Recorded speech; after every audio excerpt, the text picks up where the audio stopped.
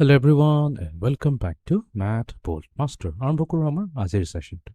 তো class 7 or chapter number 8 rational numbers আজি আমি কৰিম আমাৰ সেকেন্ডটো quiz. So let us begin. তো এই কোৱেশ্চনটো উঠিছে which of the following rational numbers are negative? ইয়াতে আমাক তিনটা rational number দিছে আৰু আমাক উঠিছে কোন কোন কিটা নেগেটিভ হয়। তো এটা rational number জেনাৰেলি আমি কেনেকৈ তাক সদায় p/q ফৰ্মেটত লিখো। এতিয়া এইটো পজিটিভ হ'ব যদি আমাৰ both p and q positive হয়। ঠিক আছে আৰু ইয়াক নেগেটিভ আমি তেতিয়া কম যেতিয়া আমাৰ p টো নেগেটিভ হ'ব আৰু q টো পজিটিভ থাকিব দুইটা কেছতে এটা বস্তু নটিচ কৰিবা আমাৰ ডিনমিনেটৰটো সদায় পজিটিভে থাকিব লাগিব ওকে এতিয়া আমি যদি a চাওঁ a আছে আমাৰ -4/17 এতিয়া যেহেতু আমাৰ ডিনমিনেটৰটো পজিটিভ আছে আৰু নিউমাৰেটৰ নেগেটিভ আছে তো এইটো হৈ যাব আমাৰ কাৰেক্ট আনসাৰ এতিয়া অফ কোৰ্স b টো এটাই কৈছে চুজ ওয়ান আনসাৰ তো a এটো সিলেক্ট কৰি ললে হ'ব b টো হ'ব নোৱাৰে বিকজ b কি আছে ডিনমিনেটৰ যেহেতু পজিটিভ এনিও আমি ডিনমিনেটৰটো পজিটিভে ল'ব লাগিব 6 যদি চাওঁ 6 কি আছে পজিটিভ তো তাৰ মানে এটো হৈছে এটা পজিটিভ ৰেশনাল নাম্বাৰ c ৰ কেছত কি হ'ব এটোক আমি কিন্তু পজিটিভ বনাই দিব পাৰিম কাৰণ ডিনমিনেটৰটো নেগেটিভ আছে কাৰণ আমি -1 ৰ লগত যদি বহুত নিউমাৰেটৰ এণ্ড ডিনমিনেটৰ মাল্টিপ্লাই কৰি দিও সো -21 আৰু +21 দিব আমাক +21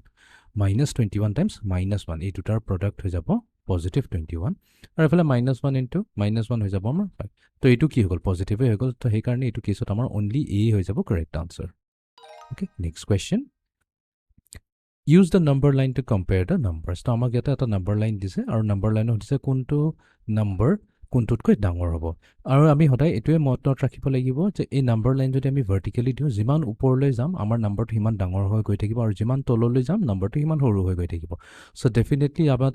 ইয়াতে যদি চাওঁ ইয়াতে আছে -3.7 -3.7 টো সদায় ডাঙৰ হ'ব -6.2 লৈ কেলে বিকজ এটো ইয়াৰ ওপৰত আছে এতিয়া চাওঁ কোৱেশ্চনত কি দিছে কোৱেশ্চনত কৈছে যে কমপ্লিট দ্য ষ্টেটমেন্ট তো ফাৰ্স্ট ষ্টেটমেন্টত কৈছে যে on the number line -6.2 is above or below -3.7 তলতহে আছে তো এইকাৰণে আমি এটো বিলো ক'ব লাগিব আৰু আমি অলৰেডি এটো কৈ থৈছো কোনটো ডাঙৰ হয় -3.7 ডাঙৰ হয় -6.2 অপচন এ কাৰেক্ট হৈ যাব সেইকাৰণে আমি ইয়াতে অপচন এ সিলেক্ট কৰি ভেৰিফাই কৰিলাম ওকে এতিয়া আমি যাওঁ নেক্সট কোৱেশ্চনটো লৈ Question number 3 ইয়াতে কৈছে what number is at point A এই point A কি number আছে তো ইয়াতে দিছে 0 আৰু এইখিনিত দিছে এই ডিভিজনটোত দিছে 5/2 এতিয়া আমি কি কৰিম লেফট সাইডত আহিম তো লেফট সাইডত আহিলে আমি কি আমাৰ নাম্বাৰটো সৰু হৈ যাব তো 4/2 হৈ যাব ইয়াতে নেক্সট ইয়াতে হৈ যাব আমাৰ 3/2 ইয়াতে হৈ যাব আমাৰ 2/2 আৰু এইখিনিত হৈ যাব আমাৰ 1/2 তাৰ মানে আমাৰ a ভ্যালু হৈ যাব 1/2 okay next question Which of the following rational numbers are positive? তো আমি question number 1 to negative for case কৰিছিল এবাৰ আমি positive positive কেছত হদাই মনত ৰাখিবা আমাৰ ডিনমিনেটৰটো প্ৰথমতে positive কৰি ল'ব লাগিব আমি যদি চাওঁ abc তিনিটাৰ কেছতে কি আছে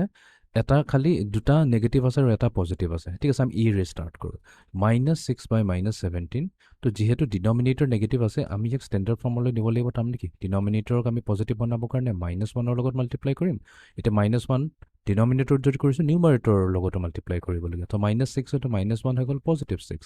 আৰু ইফালে -17 into -1 হৈ যাব পজিটিভ 17 এটা যেহেতু দুটাই পজিটিভ তো আমাৰ অপচন এ টো কাৰেক্ট হৈ যাব আৰু এনিৱেজ ইয়াতে কৈছে চুজ ওয়ান আনসাৰ তো আমাৰ ইয়াতে অপচন এ কাৰেক্ট হৈ যাব ওকে এতিয়া আমি যাওঁ ফাইনাল কোৱেশ্চনটো লৈ Use the number line to compare the numbers. এতিয়া আমাক না কম্পেয়াৰ কৰিব দিছে কৈছে যে -1/7 এই নাম্বাৰটো 1/4 ৰাইট সাইডে আছে নে লেফট সাইডে আছে তো এফালে তো আছে না এফালে থাকা মানে কি লেফট সাইডে আছে তো আমি কম যে -1/7 is to the left of 1/4 এতিয়া কোনটো ডাঙৰ হ'ব এইটো ডাঙৰ হ'ব নে এইটো ডাঙৰ হ'ব আমি সদায় মনত ৰাখিম যিমান আমি 0 ৰাইট সাইডে যাম আমাৰ নাম্বাৰটো হিমান ডাঙৰ নাম্বাৰ হৈ যাব পিক হৈ যাব আৰু এফালে যিমান আমি লেফট সাইডে যাম আমাৰ নাম্বাৰটো হিমান স্মল হৈ যাব তো তাৰ মানে কি ইয়াতে আমাৰ 1/4 এটো কি হ'ব -1/7 ত কৈটো ডাঙৰ হ'ব তো ইয়াতে আমি কম যে -1/7 কি হ'ব ইজ লেছ দেন 1/4 তো এইটো আছিল আমাৰ আজিৰ কুইজ সেশনটো যত আমি কি কৰিলো দুটা ৰেশনাল নাম্বাৰছ নাম্বাৰ লাইনত কম্পেয়াৰ কৰিলো তো এইটো আছিল আমাৰ আজিৰ সেশনটো see in the next session thank U